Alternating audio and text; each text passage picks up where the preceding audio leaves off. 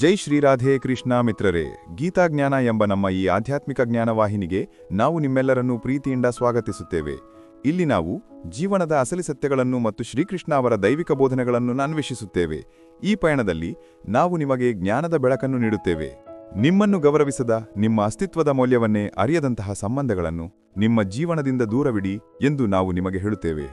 ಇತರರ ಸಮಾರಂಭಗಳಲ್ಲಿ ಕುಳಿತು ನಿಮ್ಮನ್ನು ನೆನಪಿಸಿಕೊಳ್ಳದವರನ್ನು, ನಿಮ್ಮ ಮಹತ್ವವನ್ನೇ ಅರಿಯದವರನ್ನು ತ್ಯಜಿಸುವುದು ನಿಮಗೆ ಯೋಗ್ಯವಾದ ಮಾರ್ಗವಾಗಿದೆ. ಯಾಕೆಂದರೆ ಅಂತಹ ಸಂಬಂಧಗಳು ನಿಮಗೆ ಯಾವುದೇ ನೆಮ್ಮದಿಯನ್ನು ನೀಡಲಾರವು. ನಿಮ್ಮ ವ್ಯಕ್ತಿತ್ವಕ್ಕೆ ಮನ್ನಣೆ ನೀಡದ ಬಂಧನಗಳಿಂದ ದೂರವಿರುವುದೇ ಉತ್ತಮ. ಕೃಷ್ಣ ಹೇಳುತ್ತಾರೆ, ಸಂಬಂಧಗಳಲ್ಲಿ ಅತ್ಯುತ್ತಮವಾದ ಸಂಬಂಧವೆಂದರೆ ಅದು ಯಾವುದೇ ತಪ್ಪಿನ ನಂತರ ಒಂದು ಸಣ್ಣ ನಗು ಮತ್ತು ಸ್ವಲ್ಪ ಕ್ಷಮೆಯೊಂದಿಗೆ ಮೊದಲಿನಂತೆಯಾಗಿ ಬಿಡುತ್ತದೆ. ಜೀವನದಲ್ಲಿ ನಿಮಗೆ ಒಬ್ಬ ಸ್ನೇಹಿತನಾದರೂ ಇರಬೇಕು, ಯಾರಿಗೆ ನಾವು ನಮ್ಮ ಎಲ್ಲಾ ದುಃಖಗಳನ್ನು ಮತ್ತು ದೂರುಗಳನ್ನು ಮುಕ್ತವಾಗಿ ಹೇಳಿಕೊಳ್ಳಲು ಸಾಧ್ಯವಾಗಬೇಕು. ನಿಜವಾದ ಪ್ರೀತಿಯನ್ನು ಅನುಭವಿಸದ, ಪ್ರೀತಿಗಾಗಿ ಹಾತೊರೆದ ಜನರು ಮಾತ್ರವೇ ನಿಜವಾದ ಪ್ರೀತಿಯನ್ನು ಮಾಡಲು ಸಮರ್ಥರು. ಹೃದಯದಿಂದ ಸಂಬಂಧಗಳನ್ನು ನಿಭಾಯಿಸುವವರು ಅದೃಷ್ಟದಿಂದ ಮಾತ್ರ ಸಿಗುತ್ತಾರೆ.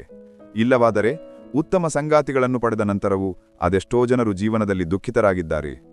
ಶ್ರೀಕೃಷ್ಣ ಅವರು ಹೇಳುತ್ತಾರೆ, ನಿಮ್ಮ ಬಗ್ಗೆ ಅಸೂಯೆ ಪಡುವವರನ್ನು ಎಂದಿಗೂ ದ್ವೇಷಿಸಬೇಡಿ, ಯಾಕೆಂದರೆ ನೀವು ಅವರಿಗಿಂತ ಉತ್ತಮರು ಎಂದು ನಂಬುವವರು ಇವರೇ ಆಗಿರುತ್ತಾರೆ. ಜೈ ಶ್ರೀರಾಧೆ ಕೃಷ್ಣ ಮಿತ್ರರೇ, ನಿಮ್ಮ ಜೀವನದಲ್ಲಿ ಒಂದೇ ಒಂದು ನಿಯಮವನ್ನು ಪಾಲಿಸಿ. ಗೆಳೆತನದಲ್ಲಿ ದ್ರೋಹ ಇರಬಾರದು ಮತ್ತು ದ್ರೋಹಿಗಳೊಂದಿಗೆ ಗೆಳೆತನವಿರಬಾರದು. ನಮ್ಮನ್ನು ನಿರ್ಲಕ್ಷಿಸುವವರ ಕಡೆಗೆ ನಾವು ಕಣ್ಣೆತ್ತಿಯೂ ನೋಡುವುದಿಲ್ಲ.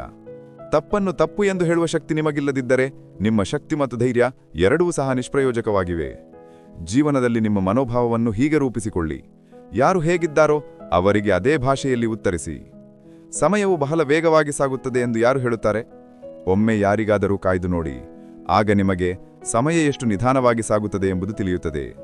ನೀವು ಎಷ್ಟೇ ಒಳ್ಳೆಯವರಾಗಿದ್ದರೂ ಸಹ ಯಾರಾದರೂ ಒಬ್ಬರ ಕಥೆಯಲ್ಲಿ ನೀವು ಖಂಡಿತವಾಗಿಯೂ ಕೆಟ್ಟವರಾಗಿರುತ್ತೀರಿ. ಸಂಬಂಧಗಳಾಗಲಿ ಅಥವಾ ದಾರಿಗಳಾಗಲಿ ಎಲ್ಲಿಯವರೆಗೆ ಎಡವಟ್ಟು ಬೀಳುವುದಿಲ್ಲವೋ ಅಲ್ಲಿಯವರೆಗೆ ಅವುಗಳ ಸರಿಯಾದ ಸ್ಥಾನದ ಅರಿವಾಗುವುದಿಲ್ಲ. ಜೀವನದಲ್ಲಿ ಇತರರ ಮೇಲೆ ಅವಲಂಬಿತರಾಗಿರುವ ಜನರು ಎಂದಿಗೂ ಸಂತೋಷವಾಗಿರಲು ಸಾಧ್ಯವಿಲ್ಲ. ಆದ್ದರಿಂದ ನಿಮ್ಮ ಅಗತ್ಯತೆಗಳು ಮತ್ತು ಆಸೆಗಳನ್ನು ನೀವೇ ಪೂರೈಸಿಕೊಳ್ಳುವಷ್ಟು ಸಮರ್ಥರಾಗಿ ಎಂದು ನಾವು ನಿಮಗೆ ಹೇಳುತ್ತೇವೆ. ಕೃಷ್ಣ ಹೇಳುತ್ತಾರೆ, ಯಾರಿಗೂ ನಿಮ್ಮ ಸಮಯವನ್ನು ಅಷ್ಟೊಂದು ನೀಡಬೇಡಿ. ಸಮಯ ಬಂದಾಗ ಅವರು ನಿಮ್ಮ ಮಹತ್ವವನ್ನೇ ಮರೆತು ಬಿಡಬಹುದು. ನಿಮ್ಮನ್ನು ಅರ್ಥ ಮಾಡಿಕೊಳ್ಳುವ ಮತ್ತು ಸಮಯ ಬಂದಾಗ ನಿಮಗೆ ತಿಳಿಯಪಡಿಸುವವರ ಉತ್ತಮ ಸಂಗಾತಿ ಬೇರೆ ಯಾರೂ ಇರಲಾರರು.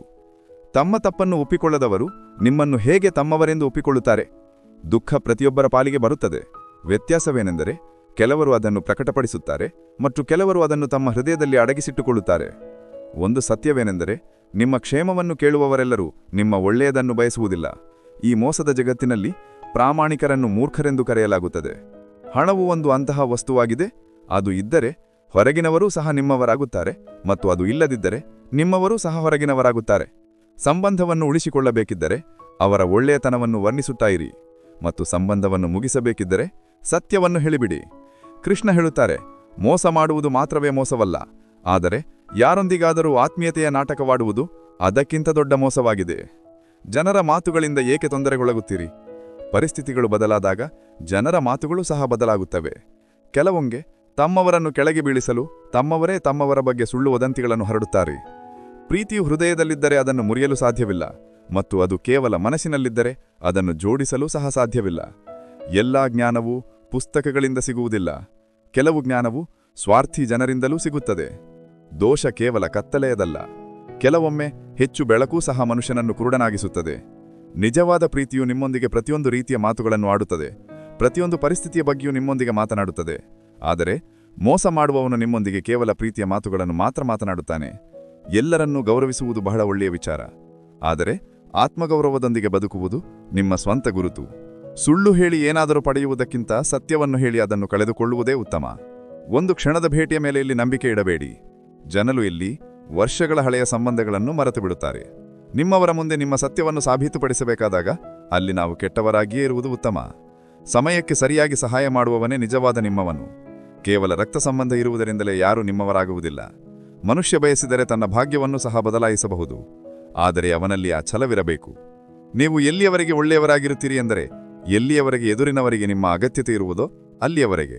ನಿಮ್ಮ ಅಗತ್ಯತೆ ಮುಗಿದ ತಕ್ಷಣ ನಿಮ್ಮ ಒಳ್ಳೆಯತನವೂ ಮುಗಿದು ಹೋಗುತ್ತದೆ. ಮನುಷ್ಯನ ದೇಹದ ಅತ್ಯಂತ ಸುಂದರ ಭಾಗವೆಂದರೆ ಅದು ಅವನ ಹೃದಯ, ಮತ್ತು ಅದೇ ಶುದ್ಧವಾಗಿಲ್ಲದಿದ್ದರೆ ಹೊಳೆಯುವ ಮುಖವೂ ಸಹ ಯಾವುದಕ್ಕೂ ಪ್ರಯೋಜನವಿಲ್ಲ. ನಿಮ್ಮನ್ನು ಬೇಸತ್ತವರನ್ನು ಬಿಟ್ಟುಬಿಡಿ. ಯಾಕೆಂದರೆ ಹೊರೆಯಾಗಿರುವುದಕ್ಕಿಂತ ನೆನಪಾಗಿರುವುದೇ ಉತ್ತಮ. ಸಂಕಷ್ಟಗಳನ್ನು ನೀಡುವವರನ್ನು ಮರೆತರೂ ಪರವಾಗಿಲ್ಲ, ಆದರೆ ಸಂಕಷ್ಟದಲ್ಲಿ ಜೊತೆಗಿರುವವರನ್ನು ಎಂದಿಗೂ ಮರೆಯಬೇಡಿ. ಜೀವನದ ಪುಸ್ತಕವನ್ನು ಹೀಗೆ ತೆರೆದಿಡಬೇಡಿ. ಸಮಯವಲ್ಲದ ಗಾಳಿ ಯಾವ ಪುಟವನ್ನು ತಿರುಗಿಸುವುದೋ ಗೊತ್ತಿಲ್ಲ.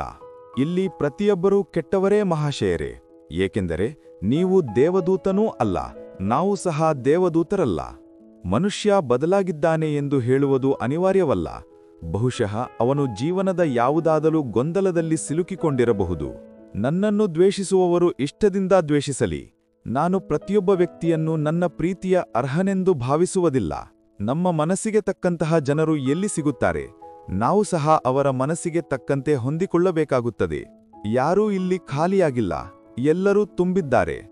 ಯಾರಾದರೂ ಪ್ರೀತಿಯಿಂದ ತುಂಬಿದ್ದಾರೆ, ಯಾರಾದರೂ ದ್ವೇಷದಿಂದ, ಯಾರಾದರೂ ಸ್ಮೃತಿಗಳಿಂದ ಮತ್ತು ಯಾರಾದರೂ ದುಃಖದಿಂದ. ಹೃದಯದ ಆಸೆಯ ಧೈರ್ಯವನ್ನು ನೋಡಿ. ಯಾರಿಗೆ ಇದರ ಅರಿವೂ ಇಲ್ಲವೋ ಅವರಿಗಾಗಿ ಇದು ಕಾಯುತ್ತಿದೆ. ಜೀವನವು ಬಹಳ ಚಿಕ್ಕದಾಗಿದೆ.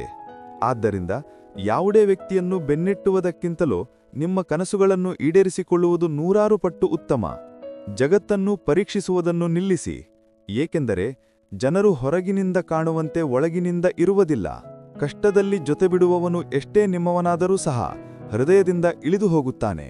ನಮ್ಮ ಪ್ರೀತಿ ಅಪೂರ್ಣವಾಗಿ ಉಳಿಯಿತು, ಆದರೆ ನಾವು ಪೂರ್ಣವಾಗಿ ಹಾಳಾದೆವು. ಸಂಬಂಧವು ಬಂಧನವಲ್ಲ, ಅದು ಒಂದು ಅನುಭವ. ಅನುಭವವು ಕೊನೆಗೊಂಡಾಗ ಸಂಬಂಧವೂ ಕೊನೆಗೊಳ್ಳುತ್ತದೆ. ಈಗ ಅಷ್ಟೊಂದು ತಿಳುವಳಿಕೆ ಬಂದಿದೆ. ಯಾರೊಂದಿಗೂ ವಾದಿಸುವ ಮನಸ್ಸೂ ಇಲ್ಲ ಮತ್ತು ಯಾರಿಗೂ ಅರ್ಥಮಾಡಿಸುವ ಮನಸ್ಸೂ ಇಲ್ಲ. ತಪ್ಪು ಇಷ್ಟೇ ಇತ್ತು. ಬದುಕಲು ಬಯಸಿದಾಗ ನಾವು ಜೀವನದಿಂದ ದೂರವಿದ್ದೆವು. ಸಾಯಲು ಬಯಸಿದಾಗ ಬದುಕಲು ನಾವು ಬಲವಂತಕ್ಕೊಳಗಾಗಿದ್ದೆವು. ಪ್ರತಿಯೊಂದು ವಿಷಯಕ್ಕೂ ಉತ್ತರವನ್ನು ನೀಡಲು ಸಾಧ್ಯ, ಆದರೆ ಸಂಬಂಧಗಳ ಮೌಲ್ಯವನ್ನು ಅರ್ಥಮಾಡಿಕೊಳ್ಳದವನು ಪದಗಳನ್ನು ಹೇಗೆ ಅರ್ಥಮಾಡಿಕೊಳ್ಳುತ್ತಾನೆ? ನಾವು ಪ್ರತಿಯೊಂದು ಶಿಕ್ಷೆಯನ್ನು ಒಪ್ಪಿಕೊಂಡೆವು, ಆದರೆ ತಪ್ಪು ಇಷ್ಟೇ ಇತ್ತು. ನಾವು ನಿರ್ದೋಷಿಗಳಾಗಿದ್ದೆವು.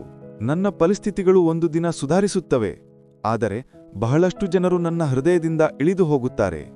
ಸುರಿಯುವ ಮಳೆ ಮತ್ತು ಅಳುವ ಕಣ್ಣುಗಳ ಅರಿವು ಅವರ ಮನೆಗಳು ಕಚ್ಚಾ ಆಗಿರುವ ಮತ್ತು ಹೃದಯಗಳು ಸೂಕ್ಷ್ಮವಾಗಿರುವವರಿಗೆ ಮಾತ್ರ ಆಗುತ್ತದೆ. ಬಹುಶಃ ನಾವೇ ತಪ್ಪು ಅರ್ಥ ಮಾಡಿಕೊಂಡೆವು. ಅವರು ಕನಿಕರದಿಂದ ಮಾತನಾಡುತ್ತಿದ್ದರು ಮತ್ತು ನಾವು ಅದನ್ನು ಪ್ರೀತಿಯೆಂದು ಭಾವಿಸಿದೆವು. ಸಮಯ ಮತ್ತು ನಂಬಿಕೆಯನ್ನು ಅವುಗಳ ಮೌಲ್ಯವನ್ನು ತಿಳಿದವರಿಗೆ ಮಾತ್ರ ನೀಡಿ. ಇಲ್ಲವಾದರೆ ಅವುಗಳೊಂದಿಗೆ ಆಟವಾಡುವವರು ಎಲ್ಲಾ ಕಡೆಗಳಲ್ಲಿಯೂ ಸಿಗುತ್ತಾರೆ. ನಿಮ್ಮ ಜೀವನದಲ್ಲಿ ಆ ಕನಸುಗಳಿಗೆ ಯಾವುದೇ ಮಹತ್ವವಿಲ್ಲ. ಅವುಗಳನ್ನು ಪೂರೈಸಿಕೊಳ್ಳಲು ನಿಮ್ಮವರನ್ನೇ ಮೋಸ ಮಾಡಬೇಕಾಗಿದ್ದರೆ, ಯಾರನ್ನಾದರೂ ಪಡೆಯುವುದು ಅಥವಾ ಸಾಧಿಸುವುದು ಮಾತ್ರವೇ ಪ್ರೀತಿಯಲ್ಲ. ಪಡೆಯುವ ಭರವಸೆ ಇಲ್ಲದಿದ್ದರೂ ಪ್ರೀತಿಯಾಗಿದ್ದರೆ ಅದರಲ್ಲಿ ಸಂತೋಷವಿರುತ್ತದೆ. ಮೌನವು ಬಹಳಷ್ಟು ಹೇಳುತ್ತದೆ. ಕಿವಿಯಿಂದಲ್ಲ, ಹೃದಯದಿಂದ ಆಲಿಸಿ. ಆ ವ್ಯಕ್ತಿ ನಿಮ್ಮ ಮಹತ್ವವನ್ನು ಎಂದಿಗೂ ಅರ್ಥಮಾಡಿಕೊಳ್ಳುವುದಿಲ್ಲ. ಯಾರಿಗೆ ನೀವು ಯಾವಾಗಲೂ ಲಭ್ಯರಾಗಿರುತ್ತೀರಿ. ನಿಮ್ಮ ಜೀವನವನ್ನು ಹೀಗೆ ಬದುಕಿ, ಅದು ನಿಮಗೆ ಇಷ್ಟವಾಗಬೇಕು. ಪ್ರಪಂಚದವರ ಆಯ್ಕೆ ಕ್ಷಣಾರ್ಧದಲ್ಲಿ ಬದಲಾಗುತ್ತಿರುತ್ತದೆ. ಈ ಕ್ರೂರ ಪ್ರಪಂಚದ ಸಮಸ್ಯೆಯೂ ಸಹ ಇದೇ ಆಗಿದೆ. ಯಾರಾದರೂ ಒಳ್ಳೆಯವರಾಗಿದ್ದರೆ ಏಕೆ ಒಳ್ಳೆಯವರು? ಜೀವನದಲ್ಲಿ ಗೌರವಿಸಲು ಕಲಿಯಿರಿ. ಯಾರೂ ಪದೇ ಪದೇ ಬರುವುದಿಲ್ಲ. ಗೌರವ ಮತ್ತು ಸಮಯವೂ ಸಹ ಅದ್ಭುತವಾಗಿವೆ. ಯಾರನ್ನು ಗೌರವಿಸುತ್ತೀರೋ ಅವರು ಸಮಯವನ್ನು ನೀಡುವುದಿಲ್ಲ, ಮತ್ತು ಯಾರಿಗೆ ಸಮಯವನ್ನು ನೀಡುತ್ತೀರೋ ಅವರು ಗೌರವಿಸುವುದಿಲ್ಲ. ಈ ಕೃತಕ ಜಗತ್ತಿನಲ್ಲಿ, ಕೃತಕ ಸಂಬಂಧಗಳ ನಡುವೆ ನಾವು ಕೃತಕ ಜೀವನವನ್ನು ನಡೆಸುತ್ತಿದ್ದೇವೆ. ಇದೇ ಇಂದಿನ ಸತ್ಯವಾಗಿದೆ. ಒಂದು ದಿನ ಒಂದು ಕಾಡಿನಲ್ಲಿ ಒಂದು ಒಂಟೆ ಮತ್ತು ಆಡಿನ ನಡುವೆ ಆಳವಾದ ಸ್ನೇಹವಿತ್ತು. ಅವ್ಯಾವಾಗಲೂ ಒಟ್ಟಿಗೆ ಹುಲ್ಲು ಮೇಯುತ್ತಿದ್ದವು, ಒಟ್ಟಿಗೆ ಆಟವಾಡುತ್ತಿದ್ದವು ಮತ್ತು ಒಟ್ಟಿಗೆ ವಿಶ್ರಾಂತಿಯನ್ನು ಪಡೆಯುತ್ತಿದ್ದವು. ಅವೆರಡರ ನಡುವೆ ಬಹಳ ಆಳವಾದ ಮತ್ತು ಉತ್ತಮ ಸ್ನೇಹವಿತ್ತು. ನದಿಯ ಆ ಕಡೆಗೆ ಹೋಗಬೇಕಾಗಿದ್ದರೆ ಒಂಟೆಯು ತನ್ನ ಬೆನ್ನಿನ ಮೇಲೆ ಆಡನ್ನು ಕುಳ್ಳಡಿಸಿಕೊಂಡು ಸುಲಭವಾಗಿ ನದಿಯ ಆ ಕಡೆಗೆ ತಲುಪುತ್ತಿತ್ತು. ಆಡು ಬಹಳ ಬುದ್ಧಿವಂತ ಪ್ರಾಣಿಯಾಗಿತ್ತು. ಅದು ಆಗಾಗ್ಗೆ ತನ್ನ ಜ್ಞಾನದಿಂದ ಒಂಟೆಗೆ ಮಾರ್ಗದರ್ಶನವನ್ನು ನೀಡುತ್ತಿತ್ತು. ಒಂದು ದಿನ ಒಂಟೆ ಆಡಿಗೆ ಹೇಳಿತು, ಮಿತ್ರನೇ, ನಾನು ನಿನ್ನನ್ನು ಬೆನ್ನಿನ ಮೇಲೆ ಕುಳ್ಳಡಿಸಿಕೊಂಡು ದೂರದ ದೇಶಕ್ಕೆ ಕರೆದುಕೊಂಡು ಹೋಗುತ್ತೇನೆ. ನೀನು ಯಾವುದಾದರೂ ಜ್ಞಾನಯುತ ಕಥೆಯನ್ನು ಹೇಳುತ್ತಾ ಸಾಗು. ಅದರಿಂದ ಜ್ಞಾನವೂ ಸಿಗುತ್ತದೆ ಮತ್ತು ಪ್ರಯಾಣವೂ ಸುಲಭವಾಗುತ್ತದೆ. ಆಡು ಹೇಳುತ್ತದೆ, ಮಿತ್ರನೇ, ನಾನು ಎಂದಿನಂತೆ ನಿಮಗೆ ಒಂದು ಜ್ಞಾನವರ್ಧಕ ಕಥೆಯನ್ನು ಹೇಳುತ್ತೇನೆ. ಈ ಕಥೆಯು ನಮಗೆ ಒಂದು ಬಹಳ ಅಮೂಲ್ಯವಾದ ಪಾಠವನ್ನು ನೀಡುತ್ತದೆ. ದಯವಿಟ್ಟು ಈ ಕಥೆಯನ್ನು ಗಮನವಿಟ್ಟು ಕೇಳಿ. ಮಿತ್ರರೇ, ಈಗ ಆಡು ಒಂಟೆಗೆ ಕಥೆಯನ್ನು ಹೇಳಲು ಪ್ರಾರಂಭಿಸುತ್ತದೆ ಮತ್ತು ಹೇಳುತ್ತದೆ, ಮಿತ್ರನೇ, ರಕ್ತ ಸಂಬಂಧಿ ಸ್ನೇಹಿತರಿಗೆ ದ್ರೋಹ ಮಾಡುವ 3 ಪ್ರಕಾರದ ಜನರು ಯಾರು? ಯಾರನ್ನು ಎಂದಿಗೂ ನಂಬಬಾರದು. ಬಹಳ ಹಿಂದಿನ ಕಥೆಯಿದು. ಒಂದು ಸುಂದರವಾದ ನಗರವಿತ್ತು. ಆ ನಗರದಲ್ಲಿ ಒಬ್ಬ ಕಳ್ಳ ತನ್ನ ಕುಟುಂಬದೊಂದಿಗೆ ವಾಸಿಸುತ್ತಿದ್ದನು. ಸಣ್ಣ ಪುಟ್ಟ ಕಳ್ಳತನಗಳನ್ನು ಮಾಡಿ ಅವನು ತನ್ನ ಕುಟುಂಬವನ್ನು ಪೋಷಿಸುತ್ತಿದ್ದನು. ಮಿತ್ರರೇ, ಆ ಕಳ್ಳತನವನ್ನು ಮಾಡುತ್ತಿದ್ದರೂ ಆ ಕಳ್ಳತನದಿಂದ ಬಂದ ಹಣದಿಂದ ಅವನು ತನ್ನ ಕುಟುಂಬವನ್ನು ಸರಿಯಾಗಿ ಪೋಷಿಸಲು ಸಾಧ್ಯವಾಗುತ್ತಿರಲಿಲ್ಲ. ಆದ್ದರಿಂದ ಆ ಕಳ್ಳ ಯಾವಾಗಲೂ ಚಿಂತಿತನಾಗಿದ್ದನು ಮತ್ತು ದುಃಖಿತನಾಗಿದ್ದನು. ಒಂದು ದಿನ ಕಳ್ಳ ತನ್ನ ಮನೆಯ ಬಾಗಿಲಲ್ಲಿ ಕುಳಿತು ಯೋಚಿಸುತ್ತಿದ್ದನು.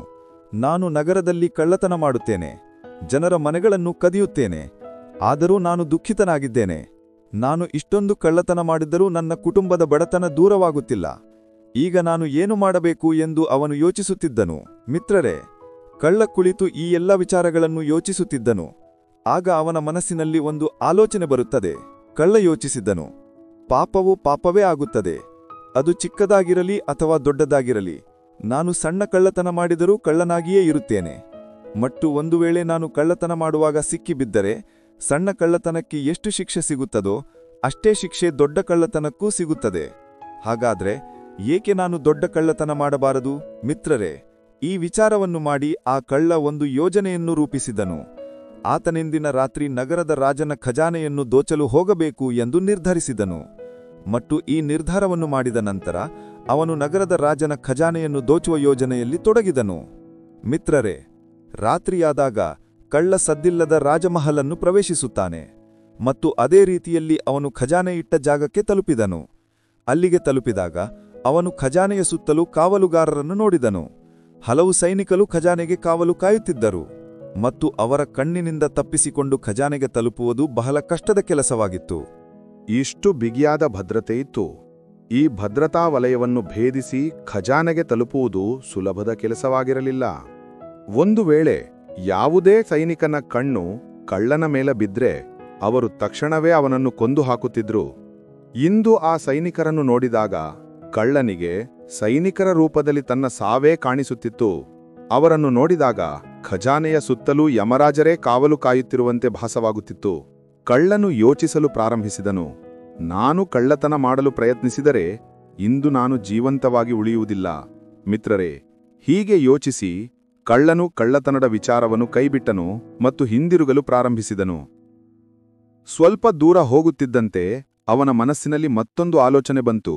ಅವನು ಯೋಚಿಸಲು ಪ್ರಾರಂಭಿಸಿದನು. ನಾನು ಇಷ್ಟೊಂದು ಶ್ರಮಪಟ್ಟು ಈ ರಾಜಮಹಲಿನ ಒಳಗೆ ತಲುಪಿದ್ದೇನೆ ಮತ್ತು ಖಾಲಿ ಕೈಯಲ್ಲಿ ಮನೆಗೆ ಹಿಂದಿರುಗುತ್ತಿದ್ದೇನೆ. ಖಾಲಿ ಕೈಯಲ್ಲಿ ಹಿಂದಿರುಗುವುದಕ್ಕಿಂತ ಇಲ್ಲಿಂದ ಏನಾದರೂ ಕದ್ದುಕೊಂಡು ಹೋಗುವುದು ಉತ್ತಮ. ಒಂದು ವೇಳೆ ನಾನು ಇಲ್ಲಿಂದ ಖಾಲಿ ಕೈಯಲ್ಲಿ ಮನೆಗೆ ಹಿಂದಿರುಗುದರೆ ನನ್ನ ಈ ದೂರದ ಪ್ರಯಾಣ ವ್ಯರ್ಥವಾಗುತ್ತದೆ.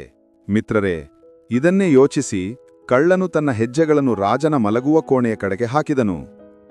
ಕಳ್ಳನು ಈ ಸಮಯದಲ್ಲಿ ರಾಜನು ತನ್ನ ರಾಣಿಯೊಂದಿಗೆ ಗಾಢ ನಿದ್ರೆಯಲ್ಲಿ ಇರುತ್ತಾನೆ ಎಂದು ಅಂದಾಜಿಸಿದನು. ನಾನು ರಾಜನ ಮಲಗುವ ಕೋಣೆಗೆ ಹೋಗಿ ರಾಜನ ಬಟ್ಟೆಗಳನ್ನು ಧರಿಸುತ್ತೇನೆ ಎಂದು ನಿರ್ಧರಿಸಿದನು.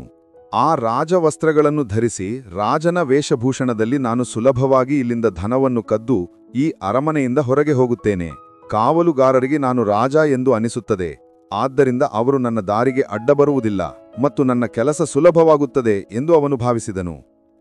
ಮಿತ್ರರೇ, ಹೀಗೆ ನಿರ್ಧರಿಸಿ ಕಳ್ಳನು ರಾಜನ ಮಲಗುವ ಕೋಣೆಯ ಹತ್ತಿರ ತಲುಪುತ್ತಾನೆ ಮತ್ತು ಮಲಗುವ ಕೋಣೆಯ ಹೊರಗೆ ತೂಗಾಡುತ್ತಿರುವ ಪರದೆಯನ್ನು ನಿಧಾನವಾಗಿ ಸರಿಸಿ ಒಳಗೆ ಇಣುಕಿ ನೋಡಲು ಪ್ರಯತ್ನಿಸುತ್ತಾನೆ.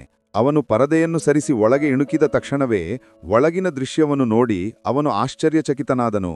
ರಾಜನು ತನ್ನ ಮಂಚದ ಮೇಲೆ ಗಾಢ ನಿದ್ರೆಯಲ್ಲಿ ಮಲಗಿದ್ದನು ಮತ್ತು ಅವನ ರಾಣಿ ಅರ್ಧನಗ್ನಾವಸ್ಥೆಯಲ್ಲಿ ಮಂಚದ ತಲೆದಿಂಬಿನ ಬಳಿ ಕುಳಿತಿದ್ದಳು. ರಾಣಿ ಎಚ್ಚರವಾಗಿರುವುದನ್ನು ನೋಡಿ ಕಳ್ಳನಿಗೆ ಭಯವಾಯಿತು. ಕಳ್ಳನು ತಕ್ಷಣ ಒಂದು ಕಡೆ ಗೋಡೆಗೆ ತಾಗಿ ನಿಂತನು. ರಾಣಿ ನಿದ್ರಿಸುವವರೆಗೆ ಕಾಯನು ಪ್ರಾರಂಭಿಸಿದನು. ಸ್ವಲ್ಪ ಸಮಯದವರೆಗೆ ಕಳ್ಳನು ಗೋಡೆಗೆ ತಾಗಿ ಹಾಗೆಯೇ ನಿಂತನು. ನಂತರ ಅವನು ಮತ್ತೆ ಪರದೆಯನ್ನು ಸರಿಸಿ ರಾಣಿ ಮಲಗಿದ್ದಾಳೆ ಅಥವಾ ಎಚ್ಚರವಾಗಿದ್ದಾಳೆ ಎಂದು ನೋಡಿದನು. ಏಕೆಂದರೆ ಕಳ್ಳನು ರಾಣಿ ಮಲಗಬೇಕು ಎಂದು ಕಾಯುತ್ತಿದ್ದನು. ಆಗ ನಾನು ರಾಜನ ಬಟ್ಟೆಗಳನ್ನು ಕದ್ದು ಅವುಗಳನ್ನು ಧರಿಸಿ ಈ ಅರಮನೆಯಿಂದ ಹೊರಗೆ ಹೋಗುತ್ತೇನೆ ಎಂದು ಅಂದುಕೊಂಡಿದ್ದನು. ಆದರೆ ಕಳ್ಳನು ಪರದೆಯನ್ನು ಸರಿಸಿ ಒಳಗೆ ಇಣುಕಿದಾಗ ರಾಣಿ ಅದೇ ಸ್ಥಿತಿಯಲ್ಲಿ ಕುಳಿತು ಇನ್ನೂ ಎಚ್ಚರವಾಗಿದ್ದಳು. ಆಗ ಕಳ್ಳನು ಮತ್ತೆ ಮೊದಲು ನಿಂತಿದ್ದ ಸ್ಥಳಕ್ಕೆ ಹೋಗಿ ನಿಂತನು. ಬಹಳ ಹೊತ್ತು ನಿಂತ ನಂತರ ಕಳ್ಳನು ಯೋಚಿಸಿದನು, ನಾನು ಹೀಗೆ ಎಷ್ಟು ಸಮಯ ನಿಲ್ಲಲು ಸಾಧ್ಯ? ಹೀಗೆ ನಿಂತರೆ ನನ್ನ ಸೊಂಟವೇ ನೋವುತ್ತದೆ ಎಂದುಕೊಂಡನು. ಇದನ್ನೇ ಯೋಚಿಸಿ ಕಳ್ಳನು ಮಲಗುವ ಕೋಣೆಯ ಹೊರಗೆ ಬಿದ್ದಿರುವ ಕುರ್ಚಿಯ ಮೇಲೆ ಕುಳಿತು ಸ್ವಲ್ಪ ಸಮಯ ವಿಶ್ರಾಂತಿ ಪಡೆಯಬೇಕು ಎಂದು ನಿರ್ಧರಿಸಿದನು. ಅಷ್ಟರೊಳಗೆ ರಾಣಿಯು ಗಾಢನಿದ್ರೆಗೆ ಜಾರುತ್ತಾಳೆ ಎಂದು ಭಾವಿಸಿದನು. ಮಿತ್ರರೇ, ಈ ಆಲೋಚನೆಯೊಂದಿಗೆ ಕಳ್ಳನು ಸದ್ದಿಲ್ಲದೆ ಆ ಕುರ್ಚಿಯ ಹತ್ತಿರ ತಲುಪಿದನು ಮತ್ತು ಅದರ ಹತ್ತಿರ ತಲುಪಿ ಅದರ ಮೇಲೆ ಕುಳಿತುಕೊಳ್ಳಲು ಪ್ರಯತ್ನಿಸುತ್ತಾನೆ. ಆದರೆ ಇದೇನು? ಆ ಕಳ್ಳನು ಕುರ್ಚಿಯ ಮೇಲೆ ಕುಳಿತ ತಕ್ಷಣವೇ ಆ ಕುರ್ಚಿ ಮುರಿದುಬಿಡ್ತು ಮತ್ತು ಕಳ್ಳನು ಜೋರಾದ ಶಬ್ದದೊಂದಿಗೆ ನೆಲನ ಮೇಲೆ ಬಿದ್ದನು. ಕಳ್ಳನು ಬಿದ್ದ ಶಬ್ದಕ್ಕೆ ರಾಜನ ನಿದ್ದೆ ಕೆಡಲಿಲ್ಲ. ಆದರೆ ಕಳ್ಳನು ಬಿದ್ದ ಶಬ್ದವು ರಾಣಿಯ ಕಿವಿಗೆ ಬಿದ್ದ ತಕ್ಷಣವೇ ರಾಣಿ ಕತ್ತಿಯನ್ನು ಹಿಡಿದು ತನ್ನ ಮಲಗುವ ಕೋಣೆಯಿಂದ ಹೊರಗೆ ಬಂದಳು. ಹೊರಗೆ ಆ ಕಳ್ಳನನ್ನು ನೋಡಿ ರಾಣಿ ಗಾಬರಿಗೊಂಡಳು. ಅವಳು ತಕ್ಷಣ ಕತ್ತಿಯನ್ನು ಕಳ್ಳನ ಕುತ್ತಿಗೆಯ ಮೇಲೆ ಇರಿಸಿದಳು. ನೀನು ಯಾರು ಮತ್ತು ಏಕೆ ಇಲ್ಲಿಗೆ ಬಂದಿರುವೆ? ಸತ್ಯ ಹೇಳು, ಇಲ್ಲವಾದರೆ ನಾನು ನಿನ್ನ ತಲೆಯನ್ನು ದೇಹದಿಂದ ಬೇರ್ಪಡಿಸುತ್ತೇನೆ ಎಂದು ಹೇಳಿದಳು.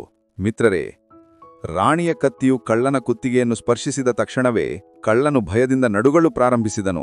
ಅವನ ಇಡೀ ದೇಹವು ಬೆವರಿನಿಂದ ತುಂಬಿಹೋಯಿತು. ಕಳ್ಳನು ಕೈಜೋಡಿಸಿ ಹೇಳಿದನು, ರಾಣಿ ಸಾಹೇಬಾ, ನನ್ನ ಜೀವವನ್ನು ಉಳಿಸಿ.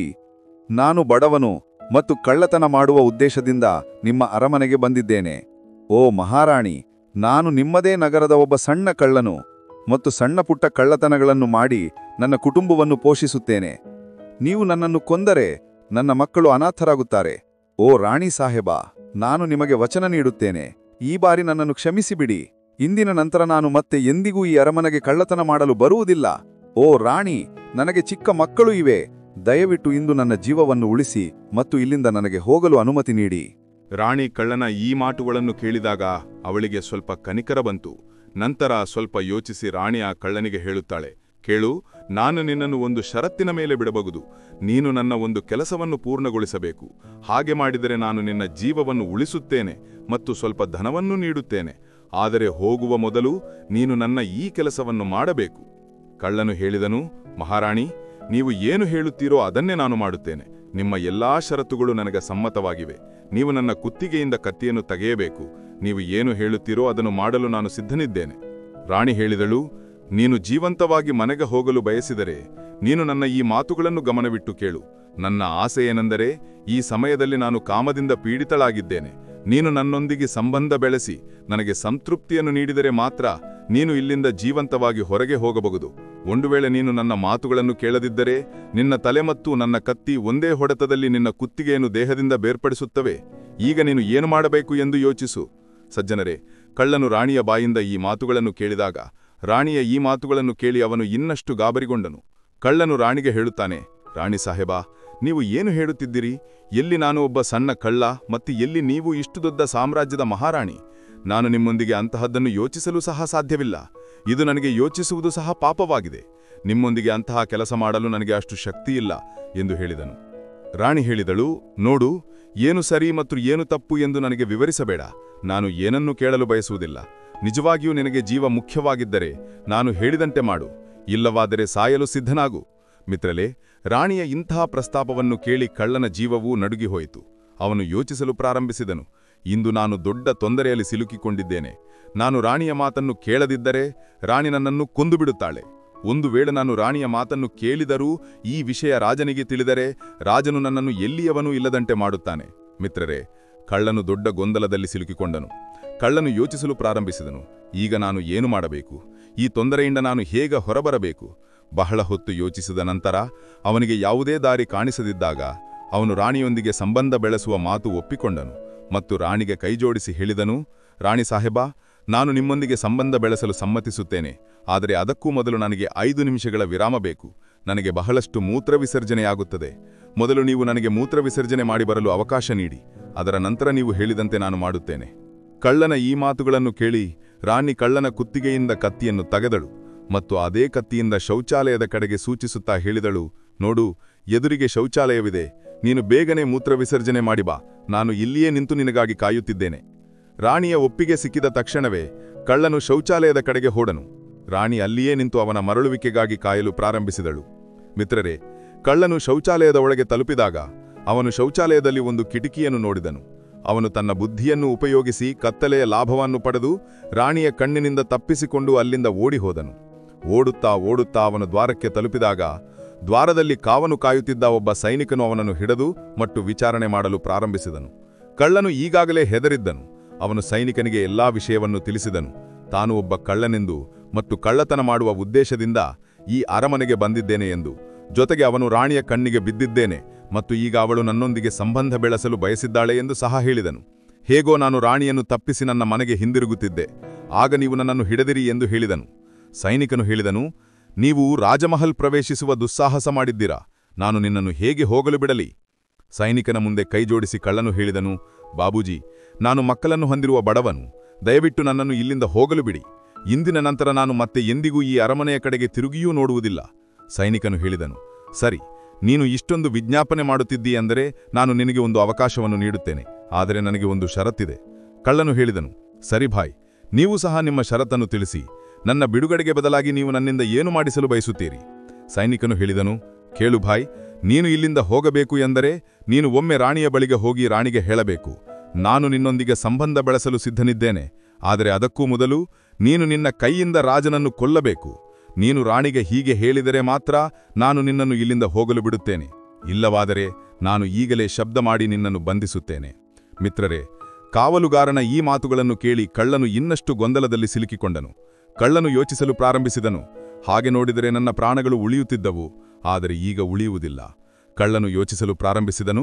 ಯಾವ ಅಸಹ್ಯಕರ ಗಳಿಗೆಯಲ್ಲಿ ನನ್ನ ಮನಸ್ಸಿನಲ್ಲಿ ಈ ರಾಜಮಹಲ್ನಲ್ಲಿ ಕಳ್ಳತನ ಮಾಡುವ ವಿಚಾರ ಬಂತು. ನಾನು ಇಲ್ಲಿಗೆ ಬರದೇ ಇರುತ್ತಿದ್ದರೆ ಉತ್ತಮವಾಗಿತ್ತು. ಕಾವಲುಗಾರನು ಒತ್ತಾಯಿಸಿ ಹೇಳಲು ಪ್ರಾರಂಭಿಸಿದನು, ಬೇಗ ಹೇಳು, ಏನು ಯೋಚಿಸಿದ್ದೀಯಾ? ರಾಣಿಯ ಬಳಿಗೆ ಹೋಗುತ್ತೀಯಾ ಅಥವಾ ನಾನು ಶಬ್ದ ಮಾಡಬೇಕಾ? ಕಳ್ಳನು ಹೇಳಿದನು, ಭಾಯ್, ನೀನು ಶಬ್ದ ಮಾಡಬೇಡ. ನಾನು ಈಗಲೇ ರಾಣಿಯ ಬಳಿಗೆ ಹೋಗುತ್ತೇನೆ ಮತ್ತು ನೀನು ನನಗೆ ಏನು ಹೇಳಿದ್ದೀಯೋ ಅದನ್ನು ನಾನು ರಾಣಿಗೆ ಹೋಗಿ ಹೇರುತ್ತೇನೆ. ಈ ರೀತಿಯಾಗಿ ಆ ಕಳ್ಳನು ಅನಿವಾರ್ಯವಾಗಿ ರಾಣಿಯ ಬಳಿಗೆ ಹೋಗುತ್ತಾನೆ ಮತ್ತು ರಾಣಿಯ ಮುಂದೆ ಸೈನಿಕನು ಹೇಳಿದ್ದ ಮಾತನ್ನೇ ಇಡುತ್ತಾನೆ. ರಾಣಿ ಸಾಹೇಬ, ನನಗೆ ನಿಮ್ಮೊಂದಿಗೆ ಸಂಬಂಧ ಬೆಳೆಸಲು ಯಾವುದೇ ಆಕ್ಷೇಪವಿಲ್ಲ. ಆದರೆ ಒಂದು ವೇಳೆ ಮಹಾರಾಜರ ನಿದ್ದೆ ಕೆಟ್ಟರೆ ಮತ್ತು ಅವರು ನಮ್ಮನ್ನು ನೋಡಿದರೆ ನೀವು ಜೀವಂತವಾಗಿ ಉಳಿಯುವುದಿಲ್ಲ ಮತ್ತು ನಾನೂ ಸಹ ಜೀವಂತವಾಗಿ ಉಳಿಯುವುದಿಲ್ಲ ಎಂಬ ಭಯ ನನಗಿದೆ.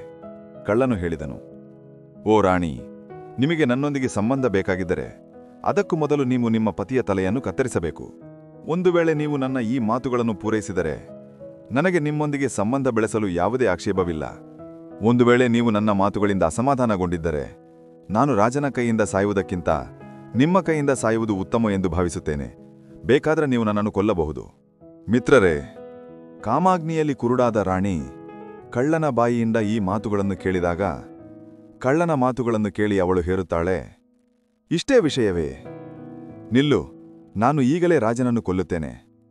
ಮತ್ತು ಹೀಗೆ ಹೇಳಿ ರಾಣಿ ಮಲಗುವ ಕೋಣೆ ಒಳಗೆ ಹೋಗುತ್ತಾಳೆ ಮತ್ತು ಒಂದೇ ಬಾರಿಗೆ ಮಹಾರಾಜನ ತಲೆಯನ್ನು ದೇಹದಿಂದ ಬೇರ್ಪಡಿಸುತ್ತಾಳೆ. ಮಿತ್ರರೇ, ರಾಣಿ ರಾಜನ ತಲೆಯನ್ನು ಕತ್ತರಿಸಿದ ತಕ್ಷಣವೇ ಇಡೀ ಮಲಗುವ ಕೋಣೆ ರಾಜನ ರಕ್ತದಿಂದ ತುಂಬಿಹೋಯಿತು. ರಾಣಿಯೂ ಸಹ ರಾಜನ ರಕ್ತದಿಂದ ಸಂಪೂರ್ಣವಾಗಿ ನೆನೆದಿದ್ದಳು. ರಾಜನ ಮರಣದ ನಂತರ ರಾಣಿಯ ಆ ಭಯಾನಕ ದೃಶ್ಯವನ್ನು ನೋಡಿದಳು. ಅದನ್ನು ನೋಡಿ ರಾಣಿ ಪ್ರಜ್ಞೆ ಕಳೆದುಕೊಂಡು ಬಿದ್ದಳು. ಕಳ್ಳನಿಗೂ ಅವಕಾಶ ಸಿಕ್ಕಿತು. ಆದ್ದರಿಂದ ಕಳ್ಳನೂ ಸಹ ಸದ್ದಿಲ್ಲದೆ ಅಲ್ಲಿಂದ ಪರಾರಿಯಾದನು. ಇತ್ತ ಮರುದಿನ ಬೆಳಗಾದಾಗ ರಾಜನ ಮಲಗುವ ಕೋಣೆಯಲ್ಲಿ ರಾಜನ ತಲೆಯ ಕತ್ತರಿಸಿದ ಶವ ಬಿದ್ದಿರುವುದನ್ನು ಮತ್ತು ರಾಜನ ಪಕ್ಕದಲ್ಲಿ ಅವನ ರಾಣಿ ಪ್ರಜ್ಞೆ ಕಳೆದುಕೊಂಡು ಬಿದ್ದಿರುವುದನ್ನು ರಾಜಮನೆತನದ ನೌಕರರು ನೋಡಿದರು. ಈ ದೃಶ್ಯವನ್ನು ನೋಡಿ ರಾಜಮಹಲ್ನಲ್ಲಿ ಗದ್ದಲ ಪ್ರಾರಂಭವಾಯಿತು. ಯಾರೋ ರಾಜನನ್ನು ಕೊಂದು ಹೋಗಿದ್ದಾರೆ ಎಂದು. ಆದರೆ ರಾಜನನ್ನು ಕೊಂದವರು ಯಾರು ಎಂಬುದು ಯಾರಿಗೂ ತಿಳಿದಿರಲಿಲ್ಲ. ಜನರು ಬಹಳ ಆಶ್ಚರ್ಯಚಕಿತರಾಗಿದ್ದರು. ಇಷ್ಟು ಬಿಗಿಯಾದ ಕಾವಲು ಇದ್ದರೂ ರಾಜನನ್ನು ಯಾರು ಕೊಂದಿರಬಹುದು ಎಂದು. ರಾಣಿಯೂ ಸಹ ದುಃಖದಿಂದ ಕಣ್ಣೀರಿಡುತ್ತಿದ್ದಳು. ಅವಳ ಸ್ಥಿತಿಯೂ ಕೆಟ್ಟದಾಗಿತ್ತು. ರಾಜಮನೆತನದ ನೌಕರರು ಬಹಳಷ್ಟು ಹುಡುಕಾಟ ನಡೆಸಿದರು. ಆದರೆ ರಾಜನನ್ನು ಯಾರು ಕೊಂದರು ಎಂಬುದು ಯಾರಿಗೂ ತಿಳಿದು ಬರಲಿಲ್ಲ. ಮಿತ್ರರೇ, ಈ ರಹಸ್ಯವನ್ನು ರಾಜಮಹಲ್ನಲ್ಲಿ ಕೇವಲ ಒಬ್ಬ ಸೈನಿಕನು ಮಾತ್ರ ತಿಳಿದಿದ್ದನು. ಅವನು ಹಿಂದಿನ ರಾತ್ರಿ ಆ ಕಳ್ಳನನ್ನು ಭೇಟಿಯಾಗಿದ್ದನು. ರಾಣಿ ಮತ್ತು ಕಳ್ಳನಲ್ಲಿ ಯಾರಾದರೂ ಒಬ್ಬರು ರಾಜನನ್ನು ಕೊಂದಿದ್ದಾರೆ ಎಂದು ಅವನಿಗೆ ಖಚಿತವಾಗಿತ್ತು.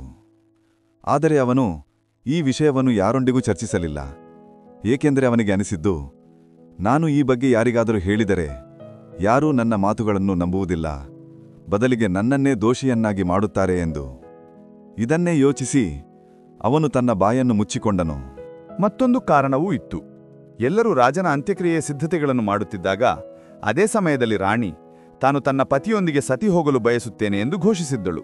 ರಾಣಿ ತನ್ನ ಪತಿಯೊಂದಿಗೆ ಸತಿ ಹೋಗಲು ಬಯಸುತ್ತಾಳೆ ಎಂದು ಜನರು ಕೇಳಿದಾಗ ಈ ಘೋಷಣೆಯಿಂದ ರಾಣಿಯ ಬಗ್ಗೆ ಸಂಶಯ ಹೊಂದಿದ್ದವರ ಬಾಯಿಯೂ ಮುಚ್ಚಿಹೋಯಿತು. ಏಕೆಂದರೆ ರಾಣಿ ರಾಜನ ಹತ್ಯೆ ಮಾಡಿದ್ದರೆ ಅವಳು ರಾಜನೊಂದಿಗೆ ಸತಿ ಹೋಗಲು ಏಕೆ ಬಯಸುತ್ತಿದ್ದಳು? ಮಿತ್ರರೇ, ರಾಜನ ಅಂತ್ಯಕ್ರಿಯೆಯ ಸಿದ್ಧತೆಗಳು ಪೂರ್ಣಗೊಂಡಾಗ ರಾಜನ ಮೃತದೇಹವನ್ನು ಸ್ಮಶಾನಕ್ಕೆ ಕೊಂಡೊಯ್ಯಲಾಯಿತು. ಸ್ಮಶಾನಕ್ಕೆ ಹೋಗಿ ರಾಜನ ಅಂತ್ಯಕ್ರಿಯೆಗಾಗಿ ಚಿತೆಯನ್ನು ಸಿದ್ಧಪಡಿಸಲಾಯಿತು. ರಾಣಿಯೂ ಸಹ ತನ್ನ ಪತಿಯೊಂದಿಗೆ ಚಿತೆಯ ಮೇಲೆ ಕುಳಿತಳು. ಎಲ್ಲಾ ನಗರವಾಸಿಗಳು ಸರದಿಯಲ್ಲಿ ಚಿತೆಯ ಮೇಲೆ ಕಟ್ಟಿಗೆಯನ್ನು ಇಡುತ್ತಿದ್ದರು ಮತ್ತು ರಾಜರಾಣಿಗೆ ಪ್ರಣಾಮ ಮಾಡಿ ಮುಂದೆ ಸಾಗುತ್ತಿದ್ದರು. ಎಲ್ಲರ ಬಾಯಲ್ಲೂ ಒಂದೇ ಮಾತಿತ್ತು: ರಾಣಿ ತನ್ನ ಪತಿಯನ್ನು ಬಹಳ ಪ್ರೀತಿಸುತ್ತಾಳೆ, ಅದಕ್ಕಾಗಿಯೇ ಜೀವಂತವಾಗಿ ತನ್ನ ಪತಿಯೊಂದಿಗೆ ಸತಿ ಹೋಗಲು ಹೊರಟಿದ್ದಾಳೆ ಎಂದು. ಮಿತ್ರರೇ, ಇದೇ ಕ್ರಮದಲ್ಲಿ ಈ ರಹಸ್ಯವನ್ನು ತಿಳಿದಿದ್ದ ಸೈನಿಕನ ಸರದಿ ಬಂದಾಗ ಆ ಸೈನಿಕನು ರಾಜನ ಚಿತೆಯ ಮೇಲೆ ಕಟ್ಟಿಗೆಯನ್ನು ಇಡಲು ತಲುಪಿದಾಗ ಅವನು ನಿಧಾನವಾಗಿ ರಾಣಿಯ ಕಿವಿಯಲ್ಲಿ ಹೇಳಿದನು: ಮಹಾರಾಣಿ, ನೀವು ಸತಿ ಹೋಗುತ್ತೀರಿ, ಆಗ ನನ್ನ ಕುತೂಹಲವನ್ನು ಯಾರು ಪರಿಹರಿಸುತ್ತಾರೆ? ರಾಣಿ ಹೇಳಿದಳು: ಎಂತಹ ಕುತೂಹಲ? ಸೈನಿಕನು ಹೇಳಿದನು: ರಾಣಿ ಸಾಹೇಬ, ಹೋಗೋ ಮೊದಲು ನನಗೆ ಇಷ್ಟು ಹೇಳಿ, ರಾಜನನ್ನು ಯಾರು ಕೊಂದರು? ನಿನ್ನ ಅರಮನೆಗೆ ನಿನ್ನೆ ಬಂದಿದ್ದ ಆ ಕಳ್ಳನ ಅಥವಾ ನೀನಾ? ಮಿತ್ರರೇ, ರಾಣಿ ಸೈನಿಕನ ಬಾಯಿಂದ ಈ ಮಾತುಗಳನ್ನು ಕೇಳಿದಾಗ ಅವಳು ತಕ್ಷಣವೇ ಆಶ್ಚರ್ಯಚಕಿತಳಾದಳು. ಇದರರ್ಥ ಈ ರಹಸ್ಯವನ್ನು ಈ ಸೈನಿಕನು ತಿಳಿದಿದ್ದಾನೆ ಎಂದು ಅವಳು ಅರ್ಥ ಮಾಡಿಕೊಂಡಳು. ರಾಣಿ ಹೇಳಿದಳು: ಕೇಳು ಸೈನಿಕ, ರಾಜನನ್ನು ನಾನೂ ಕೊಲ್ಲಲಿಲ್ಲ ಮತ್ತು ಆ ಕಳ್ಳನೂ ಸಹ ಕೊಲ್ಲಲಿಲ್ಲ. ನಿಮಗೆ ಈ ರಹಸ್ಯವನ್ನು ತಿಳಿಯಬೇಕಿದ್ದರೆ ರಾಜನನ್ನು ಯಾರು ಕೊಂದರು ಎಂದು, ಅದಕ್ಕಾಗಿ ನೀವು ನಗರದ ಹೊರಗೆ ಉತ್ತರ ದಿಕ್ಕಿನಲ್ಲಿರುವ ಕಾಡಿಗೆ ಹೋಗಬೇಕು. ಆ ಕಾಡಿನಲ್ಲಿ ಒಬ್ಬ ಮುದುಕಿ ತನ್ನ ಗುಡಿಸಲನ್ನು ಕಟ್ಟಿಕೊಂಡು ವಾಸಿಸುತ್ತಾಳೆ. ಆ ಮುದುಕಿಯೇ ರಾಜನನ್ನು ಯಾರು ಕೊಂದರು ಎಂದು ನಿಮಗೆ ಹೇಳಬಲ್ಲಳು. ಮಿತ್ರರೇ, ರಾಣಿಯ ಉತ್ತರವನ್ನು ಕೇಳಿ ಆ ಸೈನಿಕನ ಕುತೂಹಲ ಇನ್ನಷ್ಟು ಹೆಚ್ಚಾಯಿತು. ಅವನು ಆದಷ್ಟು ಬೇಗ ಈ ರಹಸ್ಯವನ್ನು ತಿಳಿದುಕೊಳ್ಳಲು ಬಯಸಿದನು. ಅವನು ರಾಜನ ಚಿತೆಯ ಮೇಲೆ ಕಟ್ಟಿಗೆಯನ್ನು ಇಟ್ಟನು ಮತ್ತು ಇತರ ಜನರಂತೆ ಅವನು ಸಹ ಪ್ರಣಾಮ ಮಾಡಿ ಮುಂದೆ ಸಾಗಿದನು. ಮರುದಿನ ಬೆಳಗ್ಗೆ ಆ ಸೈನಿಕನು ರಾಣಿ ಹೇಳಿದಂತೆ ಕಾಡಿನ ಕಡೆಗೆ ಹೊರಟನು. ಅವನು ಕಾಡಿನ ಹತ್ತಿರ ತಲುಪಿದಾಗ ಅಲ್ಲಿ ಅವನಿಗೆ ಗುಡಿಸಲು ಕಾಣಿಸಿತು. ಅದರಲ್ಲಿ ಆ ಮುದುಕಿ ವಾಸಿಸುತ್ತಿದ್ದಳು. ಸೈನಿಕನು ಆ ಮುದುಕಿಯ ಪಾದಗಳನ್ನು ಹಿಡಿದು ಹೇಳಿದನು: ಅಮ್ಮ, ನಾನೊಂದು ರಹಸ್ಯವನ್ನು ತಿಳಿಯಲು ನಿಮ್ಮ ಬಳಿಗೆ ಬಂದಿದ್ದೇನೆ. ರಾಜನನ್ನು ಯಾರು ಕೊಂದರು ಎಂದು ನಾನು ತಿಳಿಯಲು ಬಯಸುತ್ತೇನೆ. ಮಿತ್ರರೇ, ಸೈನಿಕನ ಈ ಮಾತುಗಳನ್ನು ಕೇಳಿ ಮುದುಕಿ ಹೇಳಿದಳು: ಮಗನೇ, ನಿನಗೆ ರಾಜನನ್ನು ಯಾರು ಕೊಂದರು ಎಂಬ ರಹಸ್ಯವನ್ನು ತಿಳಿಯಬೇಕಿದ್ದರೆ ಅದಕ್ಕಾಗಿ ನೀನು ಒಂದು ಕೆಲಸವನ್ನು ಮಾಡಬೇಕು. ನನ್ನ ಗುಡಿಸಲಿನ ಮುಂದೆ ಒಂದು ಆಡು ಕಟ್ಟಲ್ಪಟ್ಟಿದೆ. ನಿನಗೆ ಈ ರಹಸ್ಯವನ್ನು ತಿಳಿಯಬೇಕಿದ್ದರೆ ನೀನು ನಿನ್ನ ಕತ್ತಿಯಿಂದ ಒಂದೇ ಹೊಡೆತದಲ್ಲೇ ಆ ಆಡಿನ ಕುತ್ತಿಗೆಯನ್ನು ಕತ್ತರಿಸಬೇಕು. ನೀನು ಆ ಆಡಿನ ಕುತ್ತಿಗೆಯನ್ನು ಕತ್ತರಿಸಿದ ತಕ್ಷಣವೇ ಆ ಆಡಿನ ದೇಹ ಅಲ್ಲಿಯೇ ಬೀಳುತ್ತದೆ ಮತ್ತು ಅದರ ತಲೆ ಗಾಳಿಯಲ್ಲಿ ಹಾರಲು ಪ್ರಾರಂಭಿಸುತ್ತದೆ. ಮಗನೇ, ಆ ಆಡಿನ ತಲೆ ಗಾಳಿಯಲ್ಲಿ ಹಾರಲು ಪ್ರಾರಂಭಿಸಿದ ತಕ್ಷಣವೇ ನೀನು ಆ ಆಡಿನ ಕಿವಿಗಳನ್ನು ಹಿಡಿದುಕೊಳ್ಳಿ. ಆಡಿನ ತಲೆ ನಿನ್ನನ್ನು ಯಾವ ಸ್ಥಳಕ್ಕೆ ಕರೆದುಕೊಂಡು ಹೋಗುತ್ತದೆಯೋ ನೀನು ಅಲ್ಲಿಗೆ ಹೋಗು. ಆ ಸ್ಥಳಕ್ಕೆ ತಲುಪಿದ ನಂತರ ನಿನಗೆ ನಿನ್ನ ಪ್ರಶ್ನೆಗೆ ಉತ್ತರ ಸಿಗುತ್ತದೆ: ರಾಜನನ್ನು ಯಾರು ಕೊಂದರು ಎಂದು. ಮಿತ್ರರೇ, ಸೈನಿಕನು ಮುದುಕಿಯ ಈ ಮಾತುಗಳನ್ನು ಕೇಳಿದ ತಕ್ಷಣವೇ ಗುಡಿಸಲಿನಿಂದ ಹೊರಗೆ ಬರುತ್ತಾನೆ. ಗುಡಿಸಲಿನ ಹೊರಗೆ ಬಂದು ಸೈನಿಕನು ನೋಡುತ್ತಾನೆ, ನಿಜವಾಗ್ಲೂ ಗುಡಿಸಲಿನ ಹೊರಗೆ ಒಂದು ಆಡು ಕಟ್ಟಲ್ಪಟ್ಟಿತ್ತು. ಆಡನ್ನು ನೋಡಿ ಸೈನಿಕನು ತಕ್ಷಣ ತನ್ನ ಕತ್ತಿಯನ್ನು ತೆಗೆದು ಮತ್ತು ಒಂದೇ ಹೊಡೆತದಲ್ಲಿ ಆಡಿನ ತಲೆಯನ್ನು ದೇಹದಿಂದ ಬೇರ್ಪಡಿಸುತ್ತಾನೆ. ಮಿತ್ರರೇ, ಆಡಿನ ತಲೆ ಕತ್ತರಿಸಿದ ತಕ್ಷಣವೇ ಆ ತಲೆ ಗಾಳಿಯಲ್ಲಿ ಹಾರಲು ಪ್ರಾರಂಭಿಸಿತು. ಸೈನಿಕನು ತಕ್ಷಣ ಅದರ ಕಿವಿಗಳನ್ನು ಹಿಡಿದುಕೊಂಡನು. ಆಡಿನ ತಲೆಯೊಂದಿಗೆ ಸೈನಿಕನು ಸಹ ಗಾಳಿಯಲ್ಲಿ ಹಾರಲು ಪ್ರಾರಂಭಿಸಿದನು. ಬಹಳ ಸಮಯದ ನಂತರ ಆ ತಲೆಯು ಸೈನಿಕನನ್ನು ಒಂದು ಭಯಾನಕ ಕಾಡಿಗೆ ಕರೆದುಕೊಂಡು ಹೋಯಿತು. ಅಲ್ಲಿ ಒಂದು ದೊಡ್ಡ ಗುಹೆ ನಿರ್ಮಿಸಲ್ಪಟ್ಟಿತ್ತು. ಆ ಗುಹೆಯ ದ್ವಾರದಲ್ಲಿ ತಲುಪಿ ಆಡಿನ ತಲೆ ಕೆಳಗಿಡಿಯಿತು. ಸೈನಿಕನು ಯೋಚಿಸಲು ಪ್ರಾರಂಭಿಸಿದನು: ಈ ಕಾಡಿನಲ್ಲಿ ನನಗೆ ಯಾವುದೇ ಮನುಷ್ಯನು ಕಾಣಿಸುತ್ತಿಲ್ಲ. ಹಾಗಾದರೆ ನನ್ನ ಪ್ರಶ್ನೆಗಳಿಗೆ ಯಾರು ಉತ್ತರಿಸುತ್ತಾರೆ? ರಾಜನನ್ನು ಯಾರು ಕೊಂದರು ಎಂಬ ರಹಸ್ಯವನ್ನು ಯಾರು ಬಯಲು ಮಾಡುತ್ತಾರೆ? ಯಾವ ಗುಹೆಯ ಮುಂದೆ ನಿಂತು ಸೈನಿಕನು ಇದೆಲ್ಲವನ್ನು ಯೋಚಿಸುತ್ತಿದ್ದನೋ ಅದು ಒಂದು ರಾಕ್ಷಸಿಯ ಗುಹೆಯಾಗಿತ್ತು. ಮಿತ್ರರೇ, ಆ ಗುಹೆಯಲ್ಲಿ ರಾಕ್ಷಸನು ತನ್ನ ಮಗಳೊಂದಿಗೆ ವಾಸಿಸುತ್ತಿದ್ದ. ಆ ಸೈನಿಕನು ಗುಹೆಯ ಮುಂದೆ ತಲುಪಿದಾಗ ಸಂಜೆ ಆಗಿತ್ತು ಮತ್ತು ರಾಕ್ಷಸನು ತನ್ನ ಮಗಳನ್ನು ಗುಹೆಯಲ್ಲಿ ಒಬ್ಬಳೇ ಬಿಟ್ಟು ಆಹಾರವನ್ನು ಹುಡುಕಿಕೊಂಡು ಗುಹೆಯಿಂದ ಬಹಳ ದೂರ ಹೋಗಿದ್ದನು. ಇತ್ತ ರಾಕ್ಷಸಿ ಕನ್ಯೆಗೆ ಯಾವುದೇ ಮನುಷ್ಯನ ವಾಸನೆ ಬಂದಾಗ ಅವಳು ತನ್ನ ಗುಹೆಯಿಂದ ಹೊರಗೆ ಬರುತ್ತಾಳೆ ಮತ್ತು ಸೈನಿಕನನ್ನು ನೋಡಿದಾಗ ಒಬ್ಬ ಬಲಶಾಲಿ ಯುವಕನನ್ನು ನೋಡಿ ಅವಳು ಬಹಳ ಸಂತೋಷಗೊಂಡಳು. ಗುಹೆಯ ದ್ವಾರದಲ್ಲಿ ಒಬ್ಬ ಯುವಕ ನಿಂತಿರುವುದನ್ನು ಅವಳು ನೋಡಿದಳು. ಸೈನಿಕನನ್ನು ನೋಡಿ ಅವಳು ಯೋಚಿಸಿದಳು: ನಾನು ಇವನನ್ನು ಕೊಂದು ತಿಂದರೆ ನನ್ನ ಒಂದು ಹೊತ್ತಿನ ಹಸಿವು ನೀಗುತ್ತದೆ ಮತ್ತು ನಾನು ಇವನನ್ನು ಜೀವಂತವಾಗಿಟ್ಟರೆ ಈ ಯುವಕ ನನ್ನ ಬಹಳಷ್ಟು ಕೆಲಸಕ್ಕೆ ಬರುತ್ತಾನೆ. ನಾನು ಇವನನ್ನು ಆಟಿಕೆ ಮಾಡಿ ನನ್ನ ಬಳಿ ಇಟ್ಟುಕೊಳ್ಳುತ್ತೇನೆ. ಇವನು ನನ್ನ ಮನಸ್ಸನ್ನು ರಂಜಿಸುತ್ತಾನೆ. ಮಿತ್ರರೇ, ಈ ವಿಚಾರ ಬಂದ ತಕ್ಷಣವೇ ರಾಕ್ಷಸಿ ಕನ್ಯೆ ತಕ್ಷಣವೇ ಸುಂದರವಾದ ಹುಡುಗಿಯ ರೂಪವನ್ನು ಧರಿಸಿ ಆ ಸೈನಿಕನ ಮುಂದೆ ನಿಂತಳು. ಸೈನಿಕನ ಕಣ್ಣು ಆ ರಾಕ್ಷಸಿ ಕನ್ಯೆಯ ಮೇಲೆ ಬಿದ್ದ ತಕ್ಷಣವೇ ತನ್ನ ಮುಂದೆ ಇಷ್ಟು ಸುಂದರವಾದ ಸ್ತ್ರೀಯನ್ನು ನೋಡಿ ಅವನು ಆ ರಾಕ್ಷಸಿ ಕನ್ಯೆಯ ಮೇಲೆ ಮೋಹಿತನಾದನು. ಏಕೆಂದರೆ ಅವನು ತನ್ನ ಜೀವನದಲ್ಲಿ ಇಷ್ಟು ಸುಂದರವಾದ ಸ್ತ್ರೀಯನ್ನು ಎಂದಿಗೂ ನೋಡಿರಲಿಲ್ಲ. ಇತ್ತ ರಾಕ್ಷಸಿ ಕನ್ಯೆ ಸೈನಿಕನ ಮೇಲೆ ಈಗಾಗಲೇ ಮೋಹಿತಳಾಗಿದ್ದಳು. ಯುವಕನು ತನ್ನ ಸೌಂದರ್ಯಕ್ಕೆ ಮೋಹಿತನಾಗಿದ್ದಾನೆ ಎಂದು ಅವಳು ನೋಡಿದಾಗ ಅವಳು ಸೈನಿಕನನ್ನು ತನ್ನೊಂದಿಗೆ ಬರಲು ಕೇಳಿಕೊಂಡಳು. ಸೈನಿಕನು ಸಹ ಸಂತೋಷದಿಂದ ಒಪ್ಪಿಕೊಂಡನು. ಮತ್ತು ಹೀಗೆ ಆ ಸೈನಿಕನು ಆ ರಾಕ್ಷಸಿಯೊಂದಿಗೆ ಆ ಗುಹೆಗೆ ಹೋಗುತ್ತಾನೆ. ಸೈನಿಕನು ತನ್ನ ಪ್ರಶ್ನೆಗೆ ಉತ್ತರಕ್ಕಾಗಿ ಇಷ್ಟು ದೂರದ ಭಯಾನಕ ಕಾಡಿಗೆ ಬಂದಿದ್ದನು. ಅವನ ಏಕೈಕ ಉದ್ದೇಶ ರಾಜನ ಸಾವಿನ ರಹಸ್ಯವನ್ನು ತಿಳಿಯುವುದಾಗಿತ್ತು. ಆ ಸೈನಿಕನು ತನ್ನ ಉದ್ದೇಶವನ್ನು ಮರೆತನು ಮತ್ತು ಆ ರಾಕ್ಷಸಿ ಕನ್ಯೆಯೊಂದಿಗೆ ಸಂಭೋಗಿಸಲು ಪ್ರಾರಂಭಿಸಿದನು. ಮಿತ್ರರೇ, ಇತ್ತ ರಾಕ್ಷಸನು ಬರುವ ಸಮಯವಾದಾಗ ರಾಕ್ಷಸಿ ಕನ್ಯೆಗೆ ಆ ಯುವಕನ ಪ್ರಾಣಗಳ ಚಿಂತೆಯಾಯಿತು. ಅವಳು ಯೋಚಿಸಲು ಪ್ರಾರಂಭಿಸಿದಳು. ಒಂದು ವೇಳೆ ನನ್ನ ತಂದೆ ಈ ಯುವಕನನ್ನು ನೋಡಿದರೆ ಅವರು ಇವನನ್ನು ಜೀವಂತವಾಗಿ ತಿಂದುಬಿಡುತ್ತಾರೆ. ಇದನ್ನೇ ಯೋಚಿಸಿ ರಾಕ್ಷಸನು ಬರುವ ಸಮಯವಾದ ತಕ್ಷಣವೇ ಆ ರಾಕ್ಷಸಿ ಕನ್ಯೆ ತನ್ನ ಮಾಯೆಯಿಂದ ಆ ಯುವಕನನ್ನು ಸೊಳ್ಳೆಯನ್ನಾಗಿ ಪರಿವರ್ತಿಸಿದಳು ಮತ್ತು ಅವನನ್ನು ಸೊಳ್ಳೆಯನ್ನಾಗಿ ಮಾಡಿ ಗೋಡೆಯ ಮೇಲೆ ಅಂಟಿಸಿದಳು. ಇದರ ನಂತರ ಅವಳು ರಾಕ್ಷಸಿ ರೂಪಕ್ಕೆ ಬದಲಾದಳು. ಇತ್ತ ರಾಕ್ಷಸನು ತನ್ನ ಗುಹೆಗೆ ಹಿಂದಿರುಗಿದಾಗ ಅವನು ತನ್ನ ಮಗಳಿಗೆ ಕೇಳಿದನು, ಮಗಳೇ, ಏನು ವಿಷಯ? ಇಂದು ನನಗೆ ಈ ಗುಹೆಯಲ್ಲಿ ಮನುಷ್ಯನ ವಾಸನೆ ಏಕೆ ಬರುತ್ತಿದೆ? ನನ್ನ ನಂತರ ಈ ಗುಹೆಯಲ್ಲಿ ಯಾರಾದರೂ ಮನುಷ್ಯ ಬಂದಿದ್ದಾರಾ? ತಂದೆಯ ಈ ಮಾತುಗಳನ್ನು ಕೇಳಿ ರಾಕ್ಷಸಿ ಕನ್ಯೆ ನೆಪ ಹೇಳುತ್ತಾ ಹೇಳಿದಳು, ಅಪ್ಪ, ನೀವು ಎಂತಹ ಮಾತುಗಳನ್ನಾಡುತ್ತೀರಿ? ಈ ಭಯಾನಕ ಕಾಡಿನಲ್ಲಿ ಮನುಷ್ಯ ಹೇಗೆ ಬರಲು ಸಾಧ್ಯ? ಒಂದು ವೇಳೆ ತಪ್ಪಾಗಿ ಬಂದರೂ ನಾನು ಅವನನ್ನು ಹಸಿಯಾಗೆಯೇ ಅಗಿದುಬಿಡುತ್ತೇನೆ. ನೀವು ಚಿಂತಿಸಬೇಡಿ, ಯಾವುದೇ ಮನುಷ್ಯನಿಗೆ ನಮ್ಮ ಗುಹೆಯವರೆಗೆ ತಲುಪುವಷ್ಟು ಧೈರ್ಯವಿಲ್ಲ. ಬನ್ನಿಯಪ್ಪ, ನೀವು ದಣಿದಿರಬಹುದು. ನೀವು ಮಲಗಿಬಿಡಿ, ನಾನು ನಿಮ್ಮ ತಲೆಯನ್ನು ಒತ್ತುತ್ತೇನೆ. ಮಿತ್ರರೇ, ಈ ರೀತಿಯಾಗಿ ರಾಕ್ಷಸಿ ಕನ್ಯೆ ತನ್ನ ತಂದೆಯನ್ನು ದಾರಿ ತಪ್ಪಿಸುತ್ತಾಳೆ ಮತ್ತು ಆ ಯುವಕ ಸೈನಿಕನ ಬಗ್ಗೆ ತನ್ನ ತಂದೆಗೆ ಏನನ್ನೂ ಹೇಳುವುದಿಲ್ಲ. ಈಗ ರಾಕ್ಷಸಿ ಕನ್ಯೆಯ ಈ ದೈನಂದಿನ ನಿಯಮವಾಗಿತ್ತು. ರಾತ್ರಿಯಾದ ತಕ್ಷಣವೇ ರಾಕ್ಷಸನು ತನ್ನ ಬೇಟೆಗಾಗಿ ಗುಹೆಯಿಂದ ಹೊರಗೆ ಹೋಗುತ್ತಿದ್ದನು. ಆಗ ಅವಳು ಸೈನಿಕನನ್ನು ಮತ್ತೆ ಮನುಷ್ಯನನ್ನಾಗಿ ಮಾಡುತ್ತಿದ್ದಳು.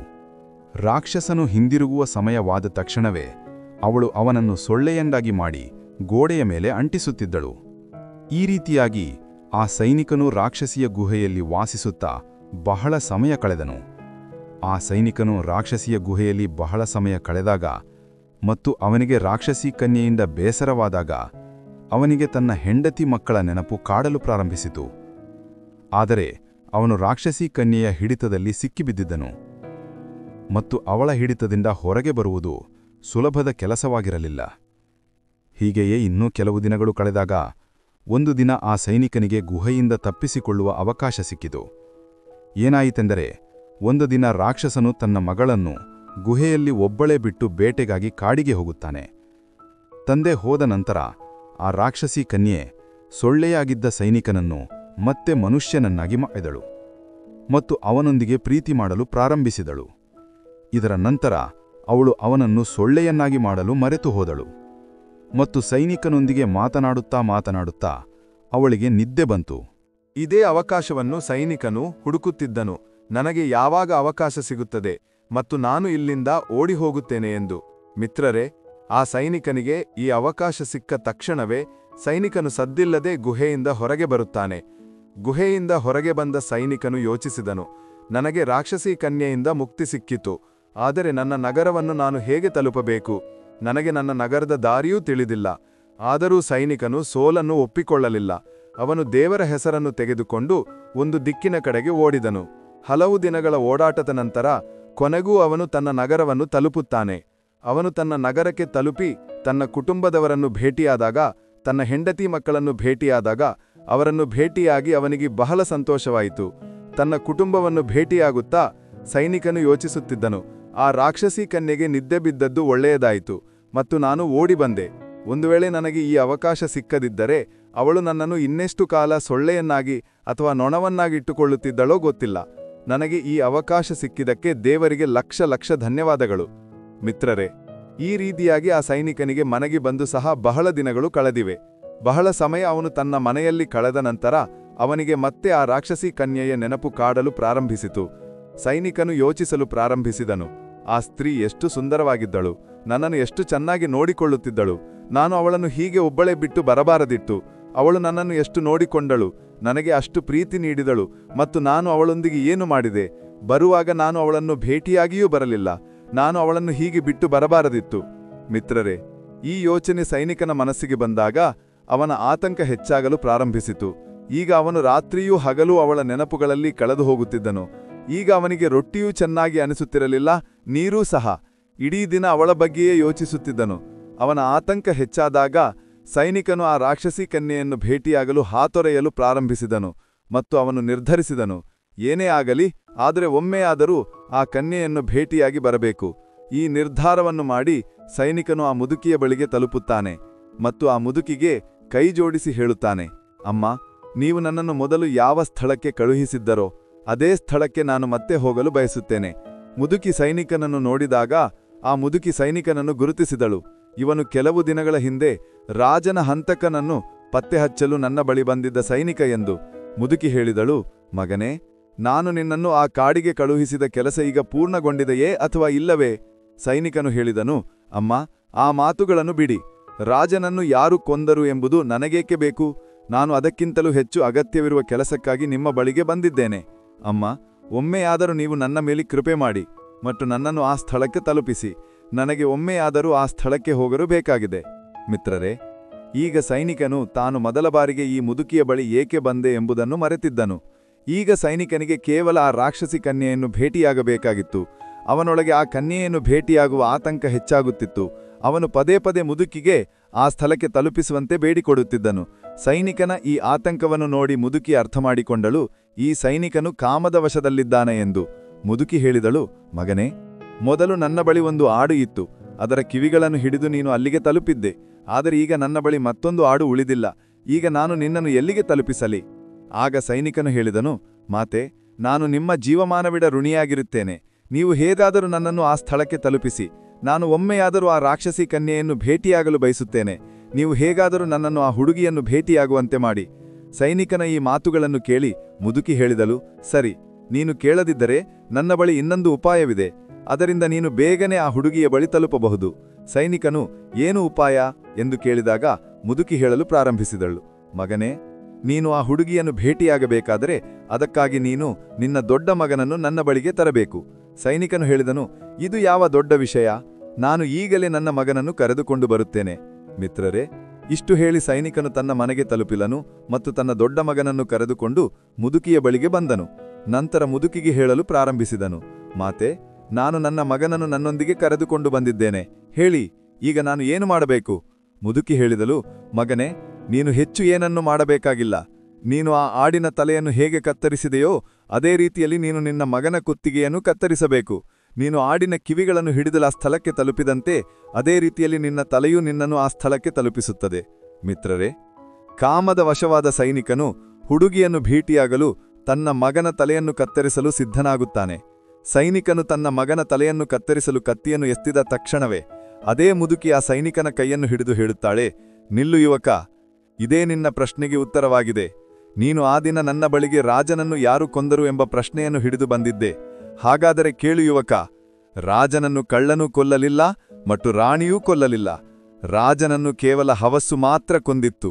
ಇಂದು ನೀನು ಕಾಮವಾಸನೆಯಲ್ಲಿ ಕುರುಡನಾಗಿ ನಿನ್ನದೇ ಮಗನನ್ನು ಕೊಲ್ಲಲು ಸಿದ್ಧನಾಗಿದ್ದೆ.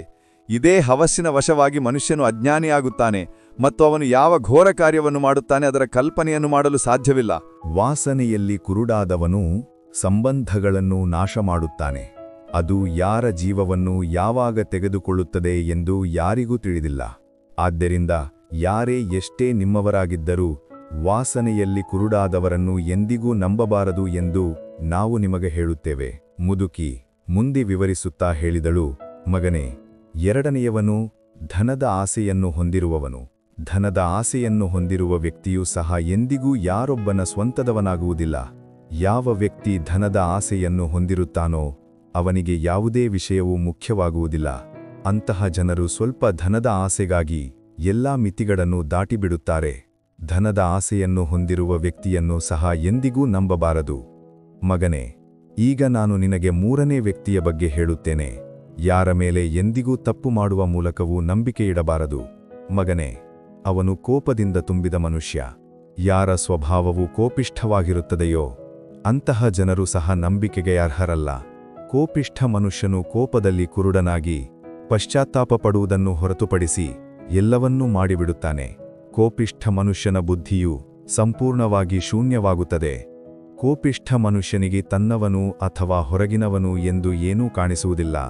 ಕೋಪಿಷ್ಠ ಮನುಷ್ಯನಿಂದ ಯಾವಾಗಲೂ ಜಾಗರೂಕರಾಗಿರಬೇಕು. ಆದ್ದರಿಂದ ಮಿತ್ರರೇ, ಇವರು 3 ಜನರು. ಯಾರಿಂದ ಯಾವಾಗಲೂ ದೂರವಿರಬೇಕು. ಈ ಜನರು ಯಾವುದೇ ಹಂತಕ್ಕೆ ಹೋಗಬಹುದು. ಈ 3 ಜನರು ಯಾರೊಬ್ಬನ ಸ್ವಂತದವರಾಗಿರುವುದಿಲ್ಲ.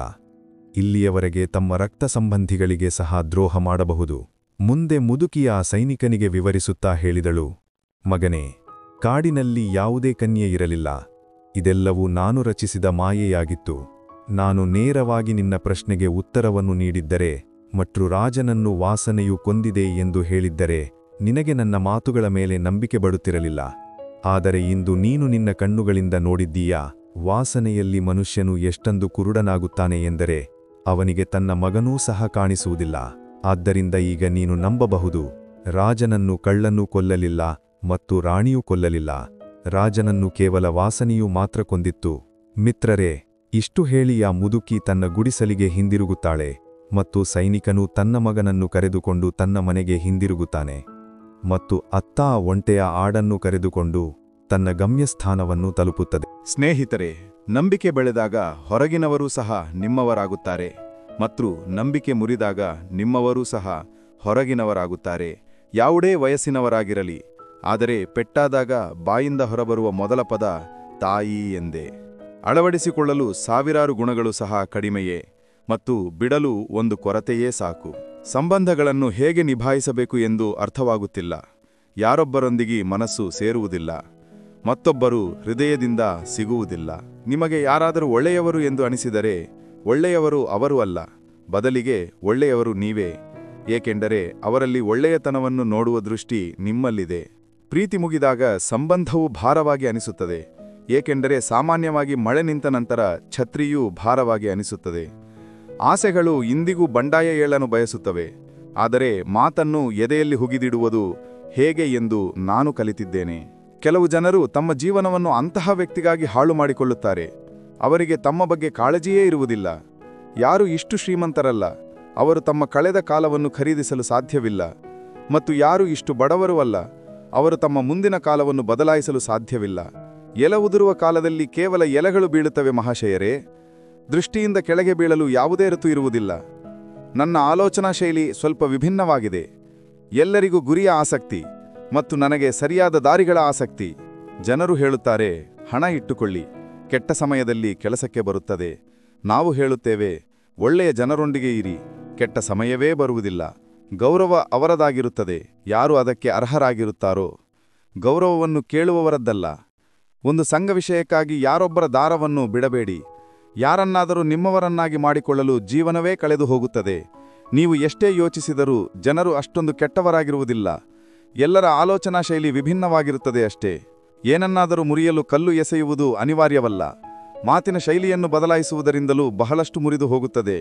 ಇಡೀ ಜೀವನ ನಾವು ಇದನ್ನೇ ಯೋಚಿಸುತ್ತಾ ಕಳೆಯುತ್ತೇವೆ, 4 ಜನರು ಏನು ಹೇಳುತ್ತಾರೆ ಎಂದು. ಮತ್ತು 4 ಜನರು ಕೊನೆಗೆ ಇದನ್ನೇ ಹೇಳುತ್ತಾರೆ, ರಾಮನಾಮ ಸತ್ಯ ಎಂದು. ಕಂಸನೊಂದಿಗೆ ಸಂಬಂಧದ ನಾಚಿಕೆ ಪಟ್ಟಿದ್ದರೆ ಕೃಷ್ಣ ಅವನನ್ನು ಎಂದಿಗೂ ಕೊಲ್ಲಲು ಸಾಧ್ಯವಾಗುತ್ತಿರಲಿಲ್ಲ. ಕೆಟ್ಟದ್ದನ್ನು ವಿರೋಧಿಸುವುದು ಮುಖ್ಯ. ಅದು ನಿಮ್ಮ ಸಂಬಂಧಿಕರಾಗಿರಲಿ ಅಥವಾ ನಿಮ್ಮ ಸ್ವಂತದವರಾಗಿರಲಿ. ನಿಮ್ಮನ್ನು ಯಾವುದೇ ಕೆಲಸದಲ್ಲಿ ನಿರತರಾಗಿ ಇಟ್ಟುಕೊಳ್ಳಿ, ಏಕೆಂದರೆ ನಿರತರಾಗಿರುವ ವ್ಯಕ್ತಿಗೆ ದುಃಖಿತನಾಗಲು ಸಮಯವೇ ಸಿಗುವುದಿಲ್ಲ. ಇತ್ತೀಚಿನ ದಿನಗಳಲ್ಲಿ ಜನರು ಅರ್ಥ ಮಾಡಿಕೊಳ್ಳುವುದು ಕಡಿಮೆ ಮತ್ತು ವಿವರಿಸುವುದು ಹೆಚ್ಚು. ಅದಕ್ಕಾಗಿಯೇ ಸಂಬಂಧಗಳು ಸುಧಾರಿಸುವುದು ಕಡಿಮೆ ಮತ್ತು ಗೊಂದಲಕ್ಕೊಳಗಾಗುವುದು ಹೆಚ್ಚು.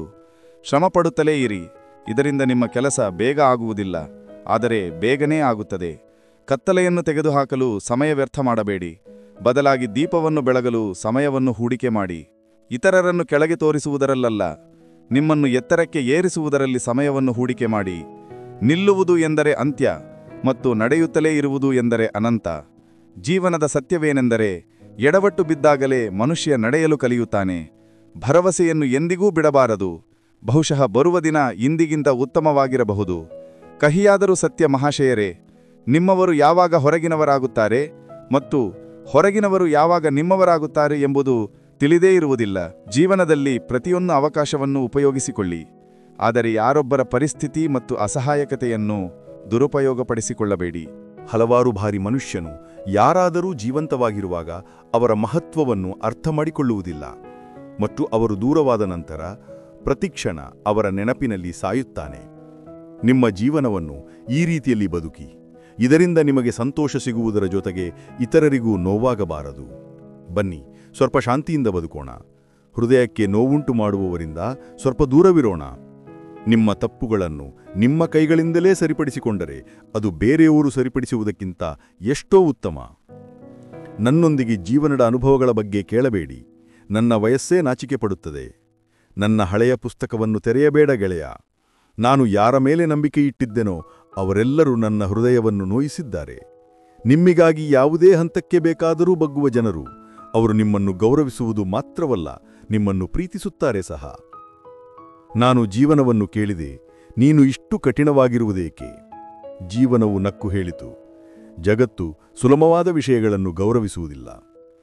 ನನ್ನನ್ನು ಇಷ್ಟಪಡದವರ ಬಗ್ಗೆ ನನಗೆ ಯಾವುದೇ ಸಮಸ್ಯೆ ಇಲ್ಲ. ಸಮಸ್ಯೆ ನನಗಿರುವವರು ನನ್ನನ್ನು ಇಷ್ಟಪಡುವಂತೆ ನಟಿಸುವವರು. ಜೀವನದಲ್ಲಿ ಏನನ್ನಾದರೂ ಮಾಡಬೇಕಿದ್ದರೆ ಸತ್ಯವನ್ನು ಹೇಳಿಬಿಡಿ. ವಿಷಯಗಳನ್ನು ತಿರುಚಿ ಮಾತನಾಡಬೇಡಿ. ಯಾವುದೇ ಮನುಷ್ಯನ ಪ್ರಸ್ತುತ ಸ್ಥಿತಿಯನ್ನು ನೋಡಿ ಅವನ ಭವಿಷ್ಯವನ್ನು ಅಪಹಾಸ್ಯ ಮಾಡಬೇಡಿ. ಏಕೆಂದರೆ ನಾಳೆ ಎನ್ನುವುದರಲ್ಲಿ ಅಂತಹ ಶಕ್ತಿ ಇದೆ. ಅದು ಸಾಮಾನ್ಯ ಕಲ್ಲಿದ್ದಲನ್ನು ಸಹ ನಿಧಾನವಾಗಿ ವಜ್ರವನ್ನಾಗಿ ಬದಲಾಯಿಸಬಹುದು. ತಪ್ಪು ಕ್ಷಮೆ ಕೇಳುವುದರಿಂದಲ್ಲ, ಸುಧಾರಿಸುವುದರಿಂದ ಸರಿಯಾಗುತ್ತದೆ. ಕೇಳುವುದಾದರೆ ನಿಮ್ಮ ದೇವರಿಂದ ಕೇಳಿ. ಅವನು ಕೊಟ್ಟರೆ ಕೃಪೆ, ಕೊಡದಿದ್ದರೆ ಅದೃಷ್ಟ. ಆದರೆ ಎಂದಿಗೂ ಜಗತ್ತಿನಿಂದ ಕೇಳಬೇಡಿ. ಏಕೆಂದರೆ ಜಗತ್ತು ಕೊಟ್ಟರೆ ಉಪಕಾರ, ಕೊಡದಿದ್ದರೆ ನಾಚಿಕೆ. ಅವನ ಕೈ ಹಿಡಿಯಿರಿ. ಯಾರನ್ನು ಸುಖದಲ್ಲಿ ನೀವು ಬಿಡುವುದಿಲ್ಲ ಮತ್ತು ದುಃಖದಲ್ಲಿ ಅವನು ನಿಮ್ಮನ್ನು ಬಿಡುವುದಿಲ್ಲ. ಜನರು ನನ್ನನ್ನು ಆಶ್ಚರ್ಯಗೊಳಿಸಿ ಸಂತೋಷಪಡುತ್ತಾರೆ ಮತ್ತು ನಾನು ಸಂತೋಷಪಟ್ಟು ಜನರನ್ನು ಆಶ್ಚರ್ಯಗೊಳಿಸುತ್ತೇನೆ. ಸಂತೋಷವಾಗಿರಲು ಕಲಿಯಿರಿ ಸ್ನೇಹಿತರೆ. ಇಲ್ಲದಿದ್ದರೆ ದುಃಖಿತನಾಗಿರುವುದು ನಿಮ್ಮ ಅಭ್ಯಾಸವಾಗಿ ಬಿಡುತ್ತದೆ. ನಮ್ಮ ಪ್ರೀತಿಯ ವೀಕ್ಷಕ ಬಂಧುಗಳೇ, ಈ ದೈವಿಕ ಬೋಧನೆಗಳಿಂದ ನೀವು ಅನೇಕ ಅಮೂಲ್ಯ ಪಾಠಗಳನ್ನು ಕಲಿತಿದ್ದೀರಿ ಎಂದು ನಾವು ಆಶಿಸುತ್ತೇವೆ. ನಿಮ್ಮ ಜೀವನವನ್ನು ಸುಂದರಗೊಳಿಸುವ ಈ ಜ್ಞಾನವು ನಿಮಗೆ ಸದಾ ಮಾರ್ಗದರ್ಶನ ನೀಡಲಿ. ಈ ವಿಡಿಯೋ ನಿಮಗೆ ಇಷ್ಟವಾಗಿದ್ದರೆ ದಯವಿಟ್ಟು ಇದನ್ನು ಲೈಕ್ ಮಾಡಿ, ಇತರರೊಂದಿಗೆ ಹಂಚಿಕೊಳ್ಳಿ ಮತ್ತು ಕಮೆಂಟ್ಸ್ಗಳಲ್ಲಿ ಜೈ ಶ್ರೀ ರಾಧೇ ಕೃಷ್ಣ ಎಂದು ಬರೆಯಲು ಮರೆಯಬೇಡಿ. ಇಂತಹ ಮತ್ತಷ್ಟು ಜ್ಞಾನವರ್ಧಕ ಮತ್ತು ಆಧ್ಯಾತ್ಮಿಕ ವಿಡಿಯೋಗಳನ್ನು ಪಡೆಯಲು ನಮ್ಮ ಗೀತಾಜ್ಞಾನ ಚಾನಲ್ಗೆ ಸಬ್ಸ್ಕ್ರೈಬ್ ಆಗಿ ಮತ್ತು ಪಕ್ಕದಲ್ಲಿರುವ ಬೆಲ್ ಐಕಾನ್ ಅನ್ನು ಒತ್ತಿ. ಶ್ರೀಕೃಷ್ಣ ಪರಮಾತ್ಮನು ನಿಮ್ಮೆಲ್ಲರನ್ನು ಸದಾ ಸಂತೋಷದಿಂದ ಮತ್ತು ನೆಮ್ಮದಿಯಿಂದ ಇಡಲಿ ಎಂದು ನಾವು ಹಾರೈಸುತ್ತೇವೆ. ಜೈ ಶ್ರೀ ರಾಧೇ ಕೃಷ್ಣ. ರಾಧೇ ರಾಧೇ.